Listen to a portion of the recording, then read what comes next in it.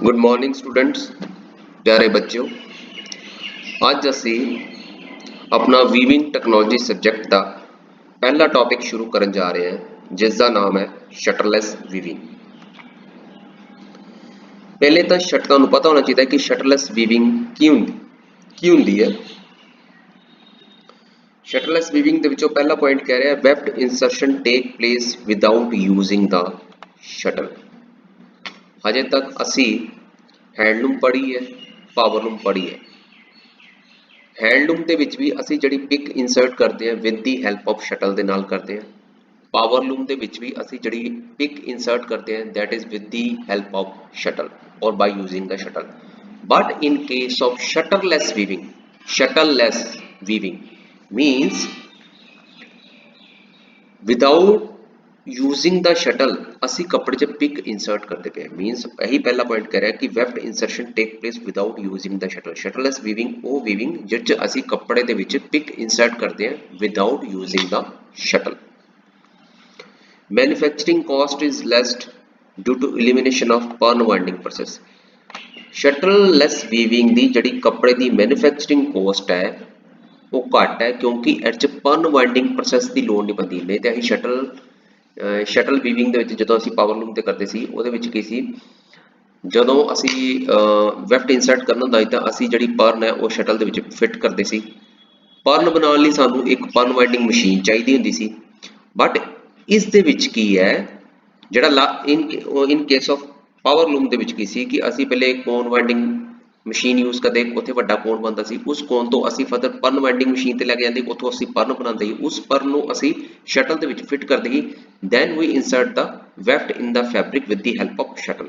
but in case of shuttleless weaving ਦੇ ਵਿੱਚ ਕੀ ਹੈ ਕਿ ਅਸੀਂ ਜਿਹੜਾ ਕੋਨ ਵਾਈਂਡਿੰਗ ਮਸ਼ੀਨ ਤੇ ਜਿਹੜਾ ਡਾਇਰੈਕਟਲੀ ਕੋਨ ਬਣਿਆ ਹੁੰਦਾ ਵੱਡਾ ਪੈਕੇਜ, ਅਸੀਂ ਉਸ ਨੂੰ ਡਾਇਰੈਕਟਲੀ ਮਸ਼ੀਨ ਦੇ ਪਿੱਛੇ ਯੂਜ਼ ਕਰਕੇ ਅਸੀਂ ਉਸ ਨੂੰ ਐਜ਼ ਏ ਵੈਫਟ ਯੂਜ਼ ਕਰ ਲੈਣੇ। ਇਹ 'ਚ ਸਾਨੂੰ ਪਰਨ ਵਾਈਂਡਿੰਗ ਮਸ਼ੀਨ ਦੀ ਲੋੜ ਨਹੀਂ ਪੈਂਦੀ। Weft insertion take place from one side. In case of shuttleless weaving ਜਿਹੜਾ ਕੱਪੜੇ ਦੇ ਵਿੱਚ ਜਿਹੜਾ ਵੈਫਟ ਇਨਸਰਟ ਹੁੰਦਾ ਉਹ ਹਮੇਸ਼ਾ ਇੱਕ ਸਾਈਡ ਤੋਂ ਹੀ ਇਨਸਰਟ ਹੁੰਦਾ ਹੈ, ਦੋਨੋਂ ਸਾਈਡ ਤੋਂ ਇਨਸਰਟ ਨਹੀਂ ਹੁੰਦਾ। ਨਹੀਂ ਤੇ ਪਾਵਰਲੂਮ ਦੇ ਵਿੱਚ ਕੀ ਸੀ, ਅਸੀਂ ਲੈਫਟ ਸਾਈਡ ਤੋਂ ਵੀ ਸ਼ਟਲ ਇਨਸਰਟ ਕਰ ਸਕਦੇ ਸੀ ਤੇ ਰਾਈਟ ਸਾਈਡ ਤੋਂ ਵੀ ਸ਼ਟਲ ਇਨਸਰਟ ਕਰ ਸਕਦੇ ਸੀ।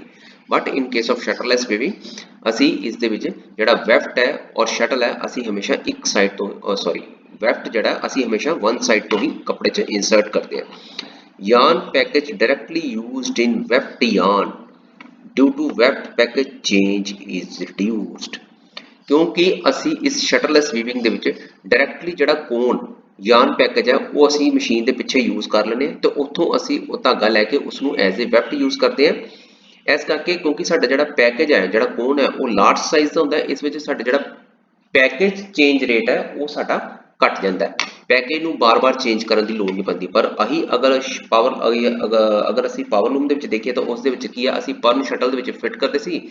ਥੋੜੀ ਦੇਰ ਬਾਅਦ ਜਦੋਂ ਪਰਨ ਖਤਮ ਹੋ ਜਾਂਦੀ ਫਿਰ ਮਸ਼ੀਨ ਰੁਕ ਜਾਂਦੀ ਸੀ ਤੇ ਅਸੀਂ ਉਹਦੇ ਵਿੱਚ ਫਿਰ ਦੁਬਾਰਾ ਤੋਂ ਭਰੀ ਹੋਈ ਪਰਨ ਲੋਡਡ ਪਰਨ ਫਿਰ ਦੁਬਾਰਾ ਤੋਂ ਲੋਡ ਕਰਦੇ ਸੀ ਤੇ ਫਿਰ ਮਸ਼ੀਨ ਸਟਾਰਟ ਕਰਦੇ ਸੀ।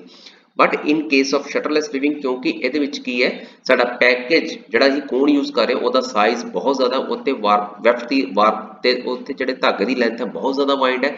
ਇਸ ਕਰਕੇ ਮਸ਼ੀਨ ਜ਼ਿਆਦਾ ਦੇਰ ਤੱਕ ਚੱਲਦੀ ਰਹਿੰਦੀ ਹੈ ਤੇ ਸਾਨੂੰ ਪੈਕੇਜ ਚੇਂਜ ਕਰਨ ਦੀ ਲੋੜ ਨਹੀਂ ਪੈਂਦੀ। Multi colour weft can be woven effectively.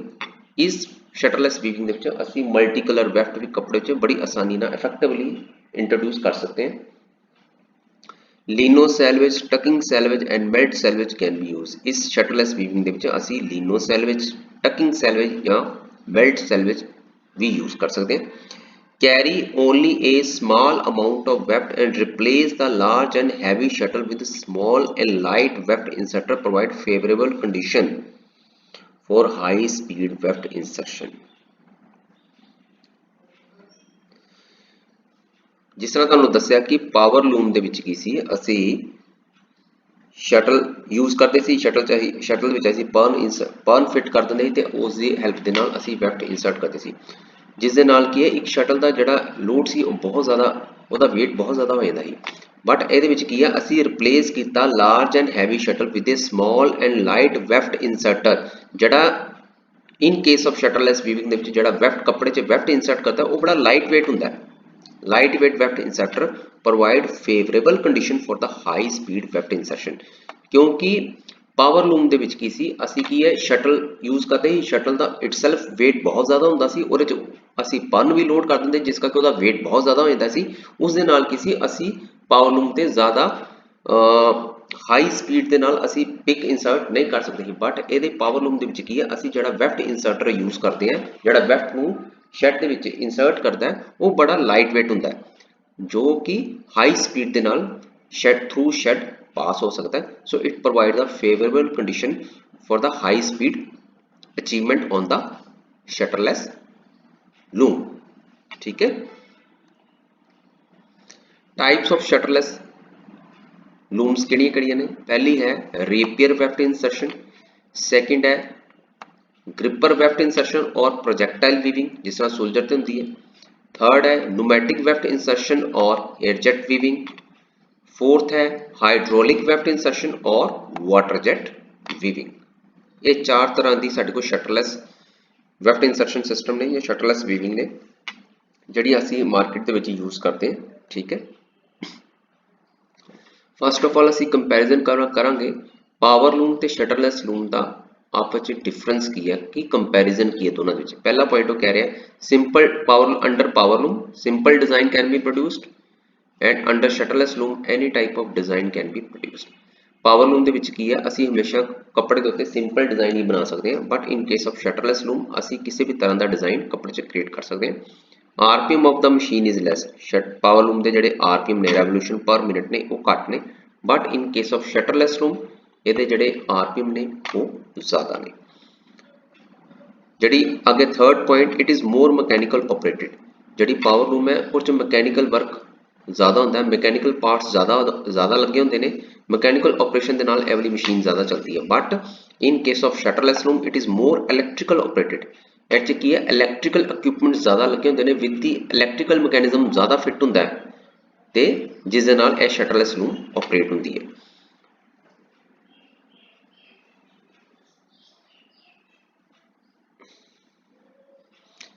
Fourth point power loom ते जड़ा यान ब्रेकेज रेट है, ये थोड़ा इस चीज़ ते पॉइंट थोड़ा गलत लिखा है, yarn breakage rate on power loom is more, yarn breakage rate on power loom is more.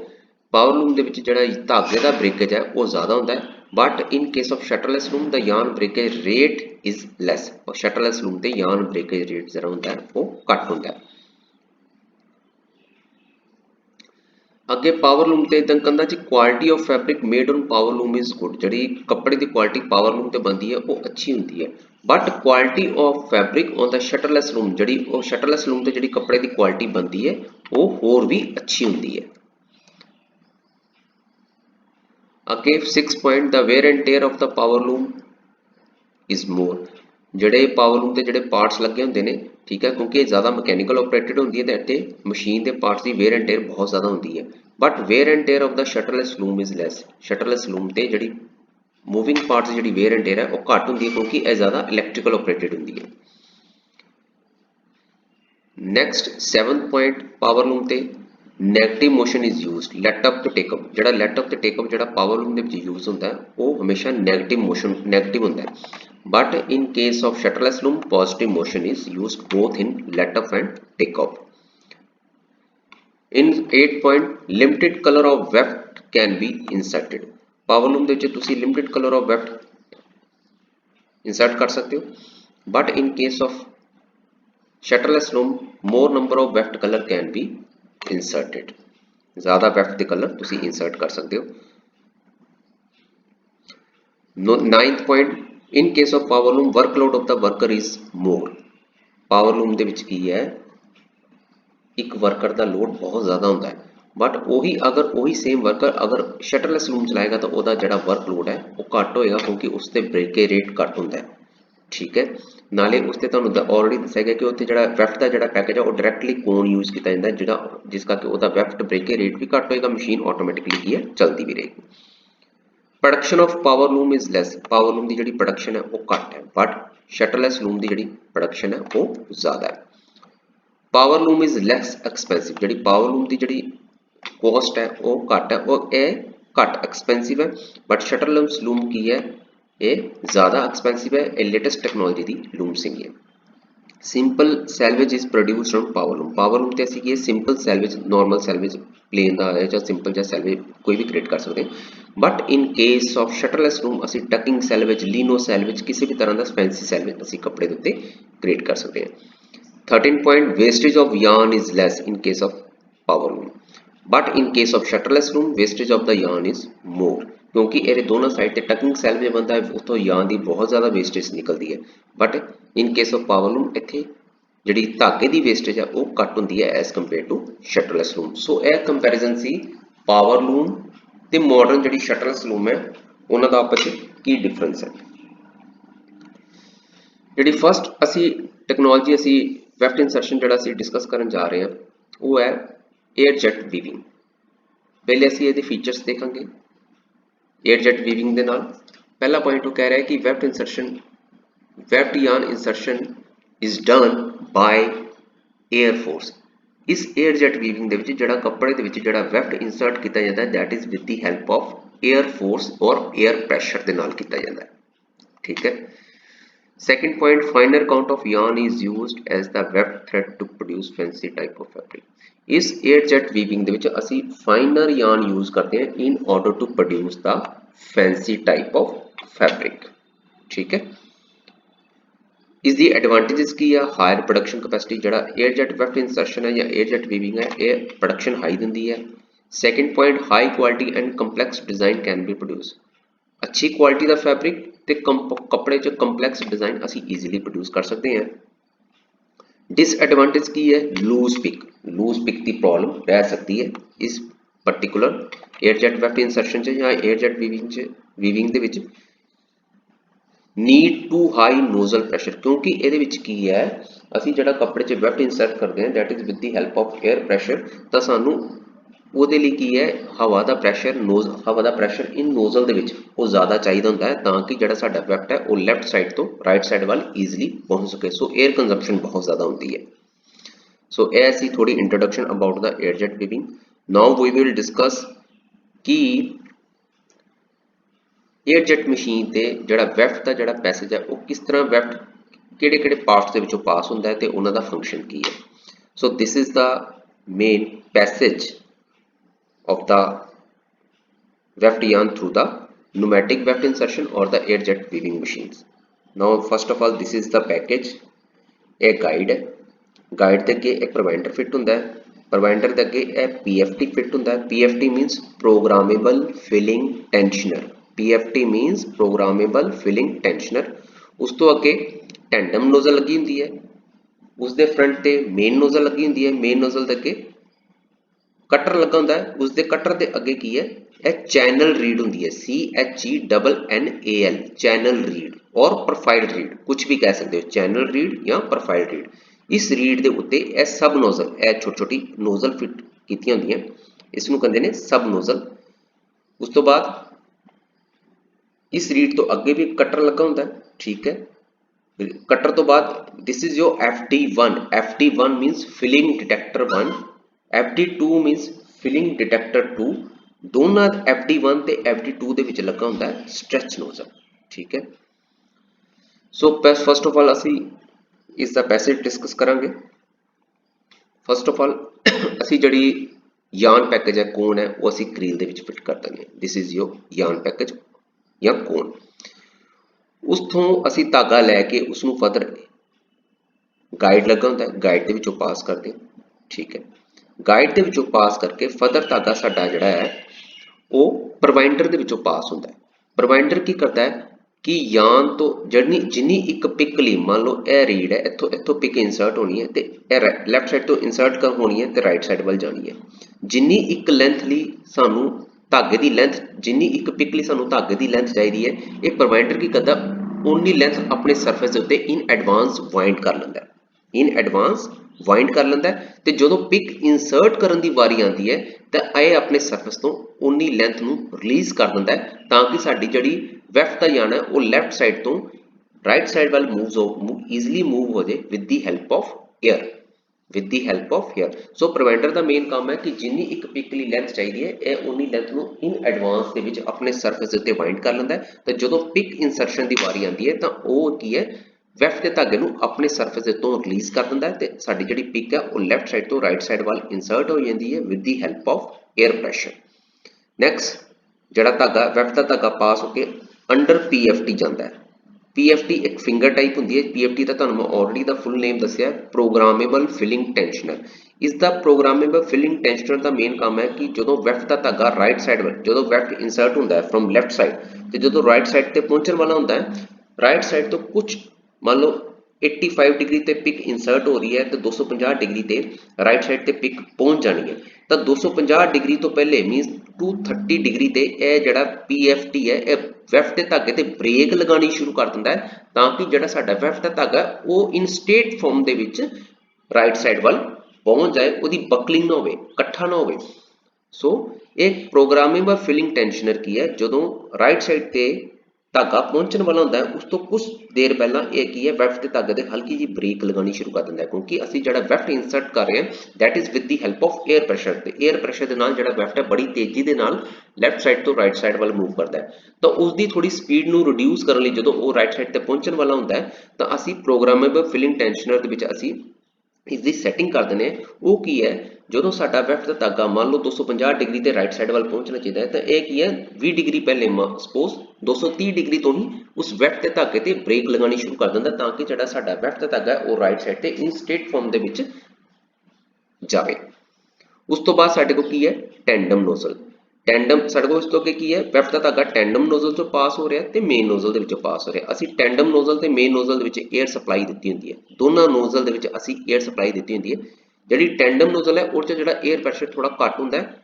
Main nozzle ਦੇ ਵਿੱਚ ਅਸੀਂ ਕੀ ਹੈ 에ਅਰ ਪ੍ਰੈਸ਼ਰ ਬਹੁਤ ਜ਼ਿਆਦਾ ਦਿੱਤਾ ਹੁੰਦਾ ਕਿਉਂਕਿ ਇਸ ਦੇ ਪ੍ਰੈਸ਼ਰ ਦੇ ਨਾਲ ਹੀ ਸਾਡਾ ਜਿਹੜਾ ਵੈਫਟ ਦਾ ਧਾਗਾ ਉਹ ਲੈਫਟ ਸਾਈਡ ਤੋਂ ਮੂਵ ਹੋ ਕੇ ਰਾਈਟ ਸਾਈਡ ਵੱਲ ਪਹੁੰਚਣਾ।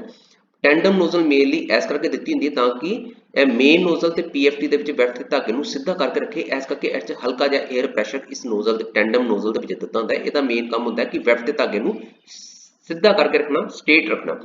ਪਰ ਜਿਹੜਾ ਕੱਪੜੇ ਦੇ ਵਿੱਚ ਜਿਹੜਾ ਵੈਫਟ ਇਨਸਰਟ ਕਰਨ ਦਾ ਕੰਮ ਹੈ that is perform ਬਾय means of main nozzle, ਇਸ ਕਰਕੇ ਇਸ ਦਾ ਨਾਮ ਦਿੱਤਾ ਗਿਆ ਮੇਨ ਨੋਜ਼ਲ। ਮੇਨ ਨੋਜ਼ਲ ਦੇ ਵਿੱਚੋਂ 에ਅਰ ਪ੍ਰੈਸ਼ਰ ਬੜੀ ਜ਼ੋਰ ਦੇ ਨਾਲ ਨਿਕਲਦਾ ਹੈ ਜੋ ਕਿ ਵੈਫਟ ਨੂੰ ਲੈਫਟ ਸਾਈਡ ਤੋਂ ਰਾਈਟ ਸਾਈਡ ਵੱਲ ਲੈ ਕੇ ਜਾਂਦਾ ਹੈ। ਇਸ ਮੇਨ ਨੋਜ਼ਲ ਤੋਂ ਵੈਫਟ ਜਦੋਂ ਅਸੀਂ ਪਿਕ ਇਨਸਰਟ ਕਰਨੀ ਹੁੰਦੀ ਹੈ ਤਾਂ ਇੱਥੋਂ ਕੀ ਹੈ ਮੇਨ ਨੋਜ਼ਲ ਵਿੱਚੋਂ ਹਾਈ ਪ੍ਰੈਸ਼ਰ 에ਅਰ ਨਿਕਲਦੀ ਹੈ ਜੋ ਕਿ ਵੈਫਟ ਯਾਨ ਨੂੰ ਲੈਫਟ ਸਾਈਡ ਤੋਂ ਰਾਈਟ ਸਾਈਡ ਵੱਲ ਲੈ ਕੇ ਜਾਂਦੀ ਹੈ। ਇਸ ਪਾਰਟਿਕੂਲਰ 에ਅਰ ਜੈਟ ਵੀਵਿੰਗ ਦੇ ਵਿੱਚ ਅਸੀਂ special type of read use ਕਰਦੇ ਹਾਂ that is your channel read ਔਰ ਪ੍ਰੋਫਾਈਲ ਰੀਡ। ਮੀਨਸ ਇਹ ਜਿਹੜੀ ਰੀਡ ਹੈ ਆਮ ਨੋਰਮਲ ਰੀਡਰ ਦੇਖੀਏ ਤਾਂ ਉਹਦੇ ਵਾਇਰ ਜਿਹੜੀ ਹੁੰਦੀਆਂ ਸਿੱਧੀਆਂ ਹੁੰਦੀਆਂ, ਬਟ ਇਹਦੇ ਵਿੱਚ ਕੀ ਹੈ ਇੱਕ ਚੈਨਲ ਬਣਿਆ ਹੁੰਦਾ, ਇੱਕ ਜਗ੍ਹਾ ਬਣੀ ਹੁੰਦੀ ਹੈ ਓਪਨ ਸਪੇਸ। ਇਸ ਤਰ੍ਹਾਂ ਇਹ ਸਾਰੀ ਹੀ ਰੀਡ ਵਾਇਰ ਦੇ ਵਿੱਚ ਇਸ ਤਰ੍ਹਾਂ ਇੱਕ ਇਹ ਡਿਜ਼ਾਈਨ ਬਣਿਆ ਜਿਸ ਨੂੰ ਅਸੀਂ ਕਹਿੰਦੇ ਹਾਂ ਚੈਨਲ ਰੀਡ ਔਰ ਪ੍ਰੋਫਾਈਲ ਰੀਡ। ਇੱਕ ਪ੍ਰੋਫਾਈਲ ਜਿਹਾ ਬਣਿਆ ਹੁੰਦਾ, ਇੱਕ ਚੈਨਲ ਬਣਿਆ ਹੁੰਦਾ, ਚੈਨਲ ਮੀਨਸ ਰਸਤਾ ਜਿਹਦੇ ਵਿੱਚੋਂ 에ਅਰ ਨੇ ਵੈਫਟ ਨੂੰ ਲੈ ਕੇ ਜਾਣਾ ਹੈ from left side to the right side. So ਇਸ ਕਰਕੇ ਇਸ ਰੀਡ ਦਾ ਨਾਮ ਚੈਨਲ ਰੀਡ ਦਿੱਤਾ ਹੁੰਦਾ ਤੇ ਹਰ ਇੱਕ ਇਸੇ ਚੈਨਲ ਰੀਡ ਦੇ ਪ੍ਰੋਫਾਈਲ ਦੇ ਅੱਗੇ ਫਰਦਰ ਇੱਕ ਸਬ ਨੋਜ਼ਲ ਫਿੱਟ ਹੁੰਦੀ ਹੈ। ਸਬ ਨੋਜ਼ਲ ਉਸ ਦੇ ਵਿੱਚ ਵੀ 에ਅਰ ਸਪਲਾਈ ਦਿੱਤੀ ਹੁੰਦੀ ਹੈ ਹਰ ਇੱਕ ਦੇ ਵਿੱਚ। ਇਹ ਕੀ ਹੈ ਜਦੋਂ ਮੇਨ ਨੋਜ਼ਲ 에ਅਰ ਬਲਾਸਟ ਕਰਦੀ ਹੈ, 에ਅਰ ਪ੍ਰੈਸ਼ਰ ਦਿੰਦੀ ਹੈ ਤੇ ਇਹਦੇ ਨਾਲ ਕੀ ਹੈ ਜਿਹੜਾ ਸਾਡਾ ਵੈਫਟ ਦਾ ਧਾਗਾ ਉਹ ਲੈਫਟ ਸਾਈਡ ਤੋਂ ਰਾਈਟ ਸਾਈਡ ਵੱਲ ਮੂਵ ਕਰਦਾ ਹੈ ਤੇ ਜਦੋਂ ਸਾਡਾ ਵੈਫਟ ਦਾ ਧਾਗਾ ਰਾਈਟ ਸਾਈਡ ਵੱਲ ਮੂਵ ਕਰਦਾ ਹੈ ਉਸ ਨੂੰ ਅਸਿਸਟ ਕਰਨ ਲਈ ਰੀਡ ਦੇ ਸਰਫੇਸ ਦੇ ਪ੍ਰੋਫਾਈਲ ਦੇ ਉੱਤੇ ਇਹ ਸਬ ਨੋਜ਼ਲ ਫਿੱਟ ਹੁੰਦੀਆਂ ਜਿਹਦੇ ਵਿੱਚ ਵੀ 에ਅਰ ਸਪਲਾਈ ਦਿੱਤੀ ਹੁੰਦੀ ਹੈ। ਇਹਦੇ ਵਿੱਚੋਂ ਵੀ 에ਅਰ ਨਿਕਲਦੀ ਹੈ ਜੋ ਕਿ ਅਸਿਸਟ ਕਰਦੀ ਹੈ ਵੈਫਟ ਦੇ ਧਾਗੇ ਨੂੰ ਕਿ ਉਹ ਈਜ਼ੀਲੀ ਲੈਫਟ ਸਾਈਡ ਤੋਂ ਰਾਈਟ ਸਾਈਡ ਵੱਲ ਪਹੁੰਚ ਜਾਏ। ਇਸ ਦਾ ਬੈਟਰ ਵਿਊ ਮੈਂ ਤੁਹਾਨੂੰ ਨੈਕਸਟ ਪਿਕਚਰ ਵਿੱਚ ਸ਼ੋ ਕਰਨਾ ਚਾਹ ਰਿਹਾ। ਇਹ ਦੇਖੋ ਇਹ ਮੇਨ ਨੋਜ਼ਲ ਨੂੰ 에ਅਰ ਸਪਲਾਈ ਹੋ ਰਹੀ ਹੈ ਤੇ ਇਸ ਦੇ 에ਅਰ ਪ੍ਰੈਸ਼ਰ ਦੇ ਨਾਲ ਸਾਡਾ ਵੈਫਟ ਹੈ ਉਹ ਲੈਫਟ ਸਾਈਡ ਤੋਂ ਰਾਈਟ ਸਾਈਡ ਵੱਲ ਮੂਵ ਹੋ ਰਿਹਾ। ਇਹ ਜਿਹੜਾ ਵੈਫਟ ਦਾ ਧਾਗਾ ਲੈਫਟ ਸਾਈਡ ਤੋਂ ਰਾਈਟ ਸਾਈਡ ਵੱਲ ਮੂਵ ਹੋ ਰਿਹਾ with the help of air pressure from the main nozzle. ਇਸ ਵੈਫਟ ਦੇ ਧਾਗੇ ਨੂੰ ਸਾਡਾ ਜਿਹੜਾ ਵੈਫਟ ਦਾ ਧਾਗਾ ਤਾਂ ਕਿ ਉਹ ਈਜ਼ੀਲੀ ਲੈਫਟ ਸਾਈਡ ਤੋਂ ਰਾਈਟ ਸਾਈਡ ਵੱਲ ਪਹੁੰਚ ਜਾਵੇ ਉਸ ਨੂੰ ਅਸਿਸਟ ਕਰਨ ਲਈ ਰੀਡ ਦੇ ਇਹ ਦੇਖੋ ਰੀਡ ਦੇ ਪ੍ਰੋਫਾਈਲ ਤੇ ਇਹ ਸਬ ਨੋਜ਼ਲ ਫਿੱਟ ਹੁੰਦੀਆਂ। ਇਹ ਦੇਖੋ ਇਹ sub nozzle, this is your sub nozzle. ਇਸ ਸਬ ਨੋਜ਼ਲ ਨੂੰ ਵੀ 에ਅਰ ਸਪਲਾਈ ਦਿੱਤੀ ਹੁੰਦੀ with the help of this pipes ਤੇ ਇਹਦੇ ਵਿੱਚੋਂ ਵੀ 에ਅਰ ਨਿਕਲਦੀਆਂ ਜੋ ਕਿ ਵੈਫਟ ਦੇ ਧਾਗੇ ਨੂੰ ਪੁਸ਼ ਕਰਦੀਆਂ ਕਿ ਉਹ ਈਜ਼ੀਲੀ ਲੈਫਟ ਸਾਈਡ ਤੋਂ ਰਾਈਟ ਸਾਈਡ ਵੱਲ ਪਹੁੰਚ ਜਾਵੇ। ਇਹ ਹੁੰਦੀਆਂ ਦਿਸ ਇਜ਼ ਯੋਰ ਸਬ ਨੋਜ਼ਲ ਔਰ ਰਿਲੇ ਨੋਜ਼ਲ। ਇਸ ਨੂੰ ਸਬ ਨੋਜ਼ਲ ਵੀ ਕਹਿ ਸਕਦੇ ਹਾਂ ਔਰ ਰਿਲੇ ਨੋਜ਼ਲ ਵੀ ਕਹਿ ਸਕਦੇ ਹਾਂ। ਇਸ ਦੇ ਵਿੱਚ ਵੀ 에ਅਰ ਸਪਲਾਈ ਦਿੱਤੀ ਹੁੰਦੀ ਹੈ ਇਹਦਾ ਮੇਨ ਕੰਮ ਹੁੰਦਾ ਕਿ ਵੈਫਟ ਦੇ ਧਾਗੇ ਨੂੰ ਅਸਿਸਟ ਕਰਨਾ ਤਾਂ ਕਿ ਉਹ ਲੈਫਟ ਸਾਈਡ ਤੋਂ ਰਾਈਟ ਸਾਈਡ ਵੱਲ ਈਜ਼ੀਲੀ ਪਹੁੰਚ ਜਾਵੇ ਵਿਦਆਊਟ ਬਕਲਿੰਗ ਆਫ ਵੈਫਟ ਥ੍ਰੈਡ। ਜਦੋਂ ਵੈਫਟ ਦਾ ਧਾਗਾ ਰਾਈਟ ਸਾਈਡ ਵੱਲ ਪਹੁੰਚ ਜਾਂਦਾ ਹੈ ਤਾਂ FD1 ਤੇ FD2 ਤੇ ਸਟ੍ਰੈਚ ਨੋਜ਼ਲ ਇਹ ਤਿੰਨ ਪੁਆਇੰਟ ਲੱਗੇ ਹੁੰਦੇ ਨੇ। ਜਿਹੜਾ ਸਾਡਾ ਵੈਫਟ ਦਾ ਧਾਗਾ ਉਹ FD1 ਨੂੰ ਕ੍ਰਾਸ ਹੋ ਕੇ ਇਹ ਸਟ੍ਰੈਚ ਨੋਜ਼ਲ ਦਿੱਤੀ ਹੁੰਦੀ, ਇਸ ਦੇ ਵਿੱਚ ਵੀ 에ਅਰ ਸਪਲਾਈ ਦਿੱਤੀ ਹੁੰਦੀ ਹੈ।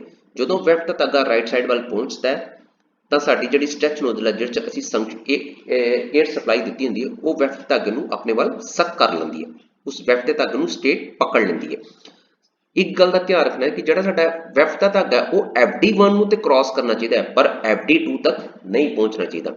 ਜਦੋਂ ਸਾਡਾ ਵੈਫਟ ਦਾ ਧਾਗਾ FD1 ਨੂੰ ਕ੍ਰਾਸ ਕਰਕੇ ਸਟ੍ਰੈਚ ਨੋਜ਼ਲ ਜਦੋਂ ਫੜ ਲੈਂਦੀ ਹੈ ਤਾਂ ਸਾਡੀ ਮਸ਼ੀਨ ਕੀ ਹੈ ਕੰਟੀਨਿਊਸਲੀ ਚੱਲਦੀ ਰਹਿੰਦੀ ਹੈ। FD1 ਦਾ ਮੇਨ ਕੰਮ ਹੈ ਇਹਦਾ ਫਿਲਿੰਗ ਡਿਟੈਕਟਰ 1 ਮੀਨਸ ਇਸ ਦਾ ਮੇਨ ਕੰਮ ਹੈ ਕਿ ਇਸਨੇ ਵੈਫਟ ਧਾਗੇ ਨੂੰ ਜਾਂ ਫਿਲਿੰਗ ਨੂੰ ਡਿਟੈਕਟ ਕਰਨਾ ਹੈ ਕਿ ਉਹ ਰਾਈਟ ਸਾਈਡ ਵੱਲ ਪਹੁੰਚ ਗਈ ਹੈ ਕਿ ਨਹੀਂ ਪਹੁੰਚ ਗਈ।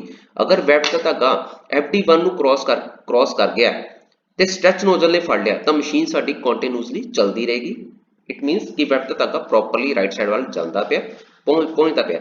ਬਟ ਇਨ ਕੇਸ ਅਗਰ ਸਾਡਾ ਵੈਫਟ ਦਾ ਧਾਗਾ FD2 ਤੱਕ ਪਹੁੰਚਦਾ ਪਿਆ ਜੋ ਕਿ ਨਹੀਂ ਪਹੁੰਚਣਾ ਚਾਹੀਦਾ, ਅਗਰ ਇਨ ਕੇਸ ਸਾਡਾ ਵੈਫਟ ਧਾਗੇ ਦੀ ਲੈਂਥ ਇੰਨੀ ਜ਼ਿਆਦਾ ਕਿ ਉਹ FD2 ਤੱਕ ਪਹੁੰਚਦਾ ਪਿਆ ਤਾਂ ਉਸ ਕੇਸ ਦੇ ਵਿੱਚ ਸਾਡੀ ਜਿਹੜੀ ਮਸ਼ੀਨ ਹੈ ਵੀਵਿੰਗ ਮਸ਼ੀਨ ਹੈ ਉਹ ਬੰਦ ਹੋ ਜਾਏਗੀ। ਸਾਡਾ ਜਿਹੜਾ ਮੈਂ ਤੁਹਾਨੂੰ ਕਿਹਾ ਸਾਡਾ ਜਿਹੜਾ ਵੈਫਟ ਦਾ ਧਾਗਾ ਉਹ FD1 ਤੱਕ ਪਹੁੰਚਣਾ ਚਾਹੀਦਾ ਹੈ, FD2 ਤੱਕ ਪਹੁੰਚ ਕੇ ਸਟ੍ਰੈਚ ਨੋਜ਼ਲ ਆਪਣੇ ਵੱਲ ਫੜਦੀ ਪਈ ਹੈ ਤਾਂ ਮਸ਼ੀਨ ਕੰਟੀਨਿਊਸਲੀ ਚੱਲਦੀ ਰਹੇਗੀ ਮੀਨਸ। ਤੇ ਉਸ ਦੇ ਬਾਅਦ ਕੀ ਹੈ ਅਗਰ ਇਨ ਕੇਸ ਸਾਡਾ ਵੈਫਟ ਦਾ ਧਾਗਾ FD2 ਫਿਲਿੰਗ ਡਿਟੈਕਟਰ 2 ਤੱਕ ਪਹੁੰਚਦਾ ਪਿਆ ਤਾਂ ਸਾਡੀ ਮਸ਼ੀਨ ਕੀ ਹੈ ਰੁਕ ਜਾਏਗੀ। FD2 ਤੱਕ ਨਹੀਂ ਪਹੁੰਚਣਾ ਚਾਹੀਦਾ। ਅਗਰ FD2 ਤੱਕ ਪਹੁੰਚਦਾ ਪਿਆ ਤਾਂ ਉੱਥੇ ਕੀ ਹੈ ਪੈਨਲ ਦੇ ਉੱਤੇ ਮੈਸੇਜ ਆ ਜਾਏਗਾ filling too long means filling ਜ਼ਿਆਦਾ ਲੰਬੀ ਹੈ। ਫਿਲਿੰਗ ਜ਼ਿਆਦਾ ਲੰਬੀ ਕਿਸ ਕਰਕੇ ਹੋ ਸਕਦੀ ਹੈ, ਕੀ ਰੀਜ਼ਨ ਹੈ ਕਿ ਸਾਡਾ ਜਿਹੜਾ ਵੈਫਟ ਦਾ ਧਾਗਾ ਉਹ FD2 ਤੱਕ ਪਹੁੰਚਦਾ ਪਿਆ। ਇੱਕ ਤਾਂ ਮੇਨ ਰੀਜ਼ਨ ਹੋ ਸਕਦਾ ਹੈ ਕਿ ਜਦੋਂ ਅਸੀਂ with the help of air pressure ਅਸੀਂ ਜਦੋਂ ਵੈਫਟ ਇਨਸਰਟ ਕੀਤਾ ਉਸ 에ਅਰ ਦਾ ਪ੍ਰੈਸ਼ਰ ਇੰਨਾ ਜ਼ਿਆਦਾ ਵੈਫਟ ਤੇ ਪਿਆ ਕਿ ਵੈਫਟ ਦਾ ਧਾਗਾ ਡਿਊਰਿੰਗ ਦਾ ਪਿਕਿੰਗ ਟੁੱਟ ਗਿਆ ਤੇ ਉੱਡ ਕੇ FD2 ਤੱਕ ਪਹੁੰਚ ਗਿਆ। ਇੱਕ ਤਾਂ ਇਹ ਬ੍ਰੋਕਨ ਪਿਕ ਨੂੰ ਕੰਟਰੋਲ ਕਰਨ 'ਚ ਹੈਲਪ ਕਰਦਾ ਹੈ ਪਹਿਲਾ ਪੁਆਇੰਟ। ਸੈਕਿੰਡ ਅਸੀਂ ਜਿਹੜੀ ਅਸੀਂ ਜਿਹੜਾ ਪ੍ਰੋਵਾਈਡਰ ਤੇ ਜਿਹੜੀ ਅਸੀਂ ਵੈਫਟ ਦੇ ਧਾਗੇ ਦੀ ਲੈਂਥ ਸੈੱਟ ਕੀਤੀ ਹੈ ਉਹ ਸਾਡੇ ਕੋਲ ਗਲਤ ਸੈੱਟ ਹੋ ਗਈ ਹੈ।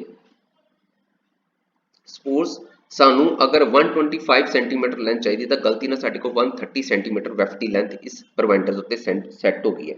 ਤਾਂ ਓਬਵੀਅਸਲੀ ਜਿਹੜਾ ਪ੍ਰੋਵਾਈਡਰ ਹੈ ਡਿਊਰਿੰਗ ਦਾ ਪਿਕਿੰਗ ਜ਼ਿਆਦਾ ਲੈਂਥ ਆਫ ਵੈਫਟ ਯਾਨ ਰਿਲੀਜ਼ ਕਰੇਗਾ। ਜ਼ਿਆਦਾ ਵੈਫਟ ਦੇ ਧਾਗੇ ਦੀ ਜਦੋਂ ਲੈਂਥ ਰਿਲੀਜ਼ ਕਰੇਗਾ ਤਾਂ ਓਬਵੀਅਸਲੀ ਜਿਹੜਾ ਸਾਡਾ ਵੈਫਟ ਦਾ ਧਾਗਾ ਉਹ FD2 ਤੱਕ ਪਹੁੰਚੇਗਾ। ਜੋ ਹੀ FD2 ਤੱਕ ਧਾਗਾ ਪਹੁੰਚੇਗਾ ਤਾਂ ਸਾਡੀ ਮਸ਼ੀਨ ਬਾਰ-ਬਾਰ ਰੁਕੇਗੀ। ਸੋ FD2 ਤੱਕ ਅਗਰ ਧਾਗਾ ਪਹੁੰਚਦਾ ਉਹਦੇ ਦੋ ਰੀਜ਼ਨ ਹੈ, ਜਾਂ ਤੇ ਸਾਡਾ ਜਿਹੜਾ ਵੈਫਟ ਦਾ ਧਾਗਾ ਹੈ ਉਹ ਡਿਊਰਿੰਗ ਦਾ ਪਿਕਿੰਗ ਟੁੱਟ ਗਿਆ ਜਿਹਨੂੰ ਅਸੀਂ ਕਹਿੰਦੇ ਬ੍ਰੋਕਨ ਪਿਕ। ਸੈਕਿੰਡ ਰੀਜ਼ਨ ਕਿ ਵੈਫਟ ਦੇ ਧਾਗੇ ਦੀ ਅਸੀਂ ਪ੍ਰੋਵਾਈਡਰ ਦੇ ਉੱਤੇ ਜਿਹੜੀ ਲੈਂਥ ਹੈ ਉਹ ਗਲਤ ਸੈੱਟ ਕਰਤੀ ਹੈ, ਉਹ ਜ਼ਿਆਦਾ ਲੰਬੀ ਸੈੱਟ ਕਰਤੀ ਹੈ ਜਿਸ ਕਰਕੇ ਜਦੋਂ ਪਿਕ ਇਨਸਰਟ ਹੁੰਦੀ ਹੈ ਤਾਂ ਸਾਡਾ ਜਿਹੜਾ ਵੈਫਟ ਦਾ ਧਾਗਾ ਉਹ FD2 ਤੱਕ ਪਹੁੰਚਦਾ ਪਿਆ। ਜੋ ਹੀ FD2 ਤੱਕ ਧਾਗਾ ਜਿਸ ਵੀ ਰੀਜ਼ਨ ਕਰਕੇ FD2 ਸਾਡਾ ਜਿਹੜਾ ਵੈਫਟ ਦਾ ਧਾਗਾ ਹੈ ਉਹ FD2 ਤੱਕ ਪਹੁੰਚੇਗਾ ਤਾਂ ਸਾਡੀ ਮਸ਼ੀਨ ਹਮੇਸ਼ਾ ਹੀ ਰੁਕੇਗੀ। ਸੋ ਸਾਡਾ ਧਾਗਾ ਹਮੇਸ਼ਾ FD1 ਨੂੰ ਕ੍ਰਾਸ ਕਰਨਾ ਚਾਹੀਦਾ ਹੈ ਬਟ FD2 ਤੱਕ ਨਹੀਂ ਪਹੁੰਚਣਾ ਚਾਹੀਦਾ। ਅਗਰ FD2 ਤੱਕ ਪਹੁੰਚੇਗਾ ਤਾਂ ਸਾਡਾ ਜਿਹੜਾ ਮਸ਼ੀਨ ਹੈ ਉਹ ਰੁਕ ਜਾਏਗੀ। ਠੀਕ ਹੈ। ਸੋ FD1 ਦਾ ਮੇਨ ਕੰਮ ਹੈ ਕਿ ਧਾਗੇ ਨੂੰ ਡਿਟੈਕਟ ਕਰਨਾ ਕਿ ਸਾਡਾ ਧਾਗਾ ਰਾਈਟ ਸਾਈਡ ਤੇ ਪਹੁੰਚ ਗਿਆ ਤੇ ਸਟ੍ਰੈਚ ਨੋਜ਼ਲ ਨੇ ਉਹ ਧਾਗਾ ਫੜ ਲੈਣਾ। ਠੀਕ ਹੈ। ਉਸ ਤੋਂ ਬਾਅਦ ਕੀ ਹੈ ਰੀਡ ਦੇ ਦੋਨਾਂ ਸਾਈਡ ਤੇ ਇਹ ਕਟਰ ਲੱਗੇ ਹੁੰਦੇ ਨੇ। ਇਹ ਕਟਰ ਕੀ ਹੈ ਦੋਨਾਂ ਸਾਈਡ ਤੋਂ ਵੈਫਟ ਦਾ ਧਾਗਾ ਕੱਢ ਦੇਣਗੇ ਤੇ ਦੋਨਾਂ ਦੇ ਮਸ਼ੀਨ ਸਾਈਡ ਤੇ ਇਸ ਕੱਪੜੇ ਦੇ ਐਂਡ ਤੇ ਦੋਨਾਂ ਸਾਈਡ ਤੇ ਸੈਲਵਿਜ ਵੀ ਬੰਦਾ ਰਹੇਗਾ। ਜਿਸ ਤਰ੍ਹਾਂ ਤੁਸੀਂ ਇਹ ਪਿਕਚਰ ਵਿੱਚ ਦੇਖ ਪਾ ਰਹੇ ਹੋ, ਇਹ ਦੇਖੋ ਇਹ ਵਾਲਾ ਸੈਲਵਿਜ ਬੰਦਾ ਰਹੇਗਾ। ਦਿਸ ਇਜ਼ ਯੋਰ ਸਟ੍ਰੈਚ ਨੋਜ਼ਲ। ਇਹ ਤੁਹਾਡੀ ਪ੍ਰੋਫਾਈਲ ਰੀਡ ਹੈ, ਇਹ ਤੁਹਾਡੀਆਂ ਸਬ ਨੋਜ਼ਲ ਔਰ ਰਿਲੇ ਨੋਜ਼ਲ ਹੈ। ਇਹ ਤੁਹਾਡਾ ਕਟਰ ਲੱਗਿਆ ਹੈ, this is your main nozzle. ਇਹ ਦੇਖੋ ਸੇਮ ਇੱਧਰ ਹੈ main nozzle, tandem nozzle, brake system, PFT ਤੁਹਾਨੂੰ ਦੱਸਿਆ ਇੱਥੇ ਲੱਗਾ ਹੁੰਦਾ ਹੈ। ਦਿਸ ਇਜ਼ ਯੋਰ ਪ੍ਰੋਵਾਈਡਰ ਔਰ ਐਕੂਮੂਲੇਟਰ। ਪ੍ਰੋਵਾਈਡਰ ਨੂੰ ਐਕੂਮੂਲੇਟਰ ਵੀ ਕਹਿੰਦੇ ਨੇ ਤੇ ਇਹ ਤੁਹਾਡਾ ਯਾਨ ਪੈਕੇਜ ਹੈ। ਠੀਕ ਹੈ। So this is your passage of yarn through the air jet weaving. ਮੈਨੂੰ ਉਮੀਦ ਹੈ ਕਿ ਤੁਹਾਨੂੰ ਮੇਰੇ ਵੱਲੋਂ ਦਿੱਤਾ ਹੈ ਇਹ ਵਾਲਾ lecture on the shuttleless loom and the air jet weaving ਤੇ ਤੁਹਾਨੂੰ ਸਮਝ ਆ ਗਿਆ ਹੋਵੇਗਾ। ਅਗਰ ਕਿਸੇ ਤਰ੍ਹਾਂ ਦੀ ਕੋਈ ਕਨਫਿਊਜ਼ਨ ਹੋਏਗੀ ਤਾਂ ਤੁਸੀਂ ਮੈਨੂੰ ਦੱਸ ਸਕਦੇ ਹੋ। Thank you.